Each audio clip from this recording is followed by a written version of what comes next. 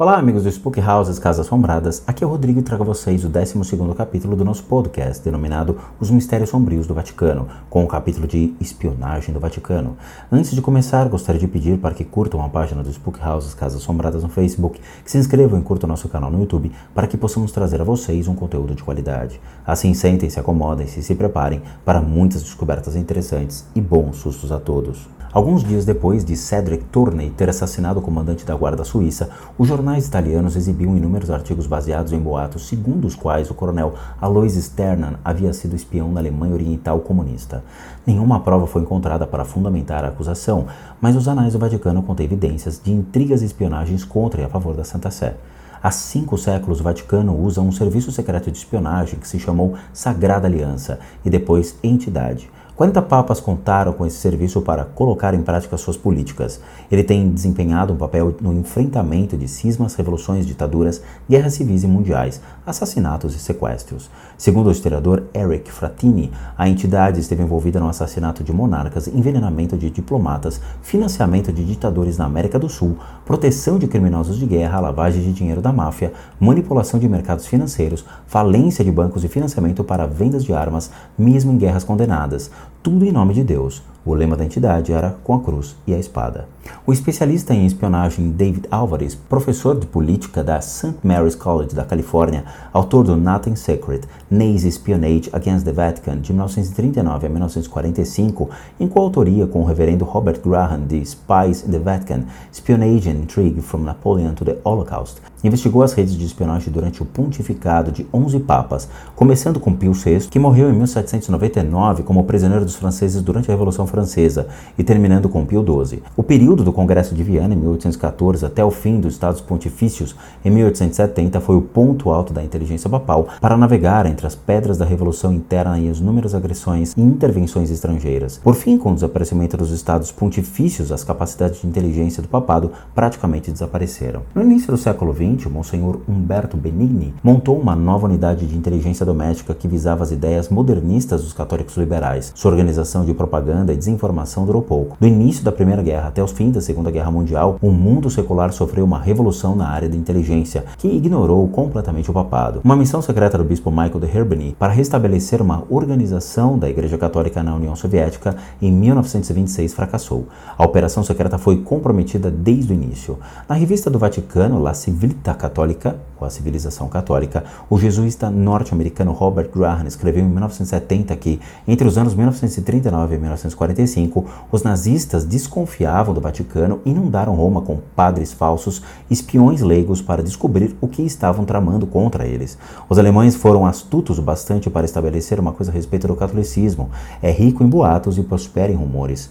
No lugar desse mar de informações não confiáveis, precisamos de notícias verdadeiras que sejam realmente importantes, dizia um relatório de 1943, enviado a Berlim por Ernst von Weizsäcker, que, como embaixador da Santa Sé, também dirigiu uma rede de espionagem alemã em um esforço para penetrar nos círculos internos do Vaticano. Encarregado de desintocar informações autênticas para os alemães, um sacerdote apóstata chamado George Allen foi a Roma para estudar a vida de São Francisco de Assis. Na verdade, estava interessado na movimentação dos embaixadores aliados no Vaticano. Outros espiões grampearam telefones, monitoraram transmissões do rádio Vaticana e interceptaram mensagens telegráficas. O ministro da aviação alemã desvendou o código usado por Roma para se comunicar com o arcebispo Cesare Orsenigno, seu núncio apostólico em Berlim. Segundo Graham, os alemães estavam interessados principalmente no que chamava de Ostpolitik des Vatikans, polícia política da Europa Oriental. Apesar da conhecida hostilidade da Igreja em relação ao comunismo da União Soviética, Hitler estava obcecado com a ideia de que o Vaticano e o Kremlin pudessem formar uma aliança. O estado de alerta se ampliou quando o Papa Pio VII ordenou que os dois monsenhores estudassem russo. Líderes nazistas como Martin Bormann e Reinhard o Carrasco Heydrich também estavam interessados no que Heydrich chamava de o catolicismo político. Convencidos de que a Igreja estava tentando estabelecer uma alternativa política ao partido nazista na Alemanha, eles monitoravam todos os contatos em Roma e os bispos alemães à procura de sinais de intrigas. Depois de pesquisar os arquivos norte-americanos americanos, os alemães e do Vaticano, Graham concluiu que o Papa Pio XII tinha uma vaga consciência do que estava acontecendo. Para ludibriar os alemães, Pio XII contou com uma lealdade dos que cercavam, em vez de contra-espionagem. As pessoas próximas do Papa, Graham descobriu, guardavam seus segredos, porque estavam ligadas pela fé. Por isso, os alemães descobriram pouca coisa, como pelo menos 5 agências nazistas como espiões em Roma. Ainda mais obcecados com o Papa como ameaças e inimigo político, estavam os homens suspeitos que coordenavam a agência de espionagem da União Soviética. Em 2007, o ex-tenente-coronel romeno Ion Mihail Pacepa escreveu em um artigo para a National Review Online que em 1960 o Kremlin de Nikita Khrushchev procurou desacreditar o papado, mostrando que o Papa Pio XII colaborou com os nazistas. Para isso, disse Pacepa, a KGB precisava dos documentos originais do Vaticano, mesmo que ligados apenas remotamente a Pio XII, que seus especialistas em desinformações pudessem modificar ligeiramente e alcançar sobre eles a luz adequada para mostrar as verdadeiras cores do Papa. A dificuldade estava do fato de que a KGB não teria acesso aos arquivos do Vaticano. Os soviéticos então fizeram contato com o Serviço de Inteligência Estrangeiro Romeno, DIE. O novo chefe do Serviço de Inteligência Estrangeiro Soviético, o general Alexander Sakharovsky, havia criado a DIE em 1949 e tinha sido seu principal assessor soviético. Então sabia que a DIE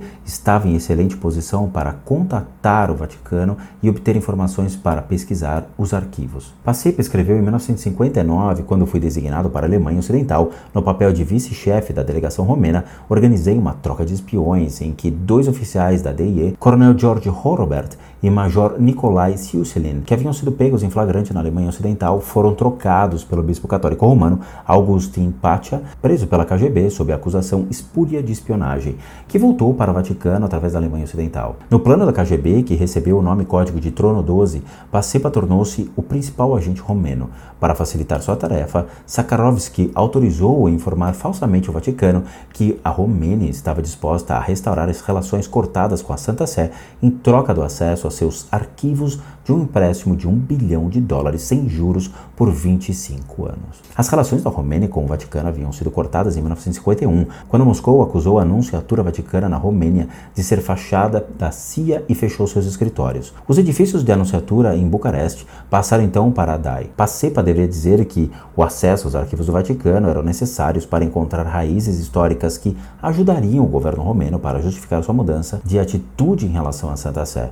O empréstimo de $1 bilhão serviria para tornar mais plausível a reviravolta romena. Se há uma coisa que esses monges entendem, é de dinheiro, Sakharovsky falou. Um mês depois de receber as instruções da KGB, Pacepa fez seu primeiro contato com um representante do Vaticano. Por questões de sigilo, o encontro, como a maioria dos que se seguiram, ocorreu em um hotel em Genebra, Suíça. Pacepa foi apresentado a um membro influente do corpo diplomático que, como lhe foi informado, tinha começado sua carreira trabalhando nos arquivos do Vaticano. Seu nome era Monsenhor Agostino Casaroli. Esse Monsenhor garantiu acesso aos arquivos e em pouco tempo 3 jovens oficiais da DAI, disfarçados de padres romenos, estavam revirando os arquivos papais. Casaroli também concordou, em princípio, com o pedido do empréstimo sem juros feito por Bucareste, mas disse que o Vaticano desejava impor algumas condições. De 1960 a 1962, DAI conseguiu roubar centenas de documentos ligados, de alguma maneira, ao Papa Pio XII dos arquivos do Vaticano e na Biblioteca Apostólica. Tudo era enviado imediatamente ao KGB por correio especial. Na verdade, nenhum material que pudesse incriminar o pontífice apareceu em todos aqueles documentos fotografados secretamente. A maioria era cópia de cartas pessoais e transcrições de encontros e discursos em linguagem diplomática de rotina.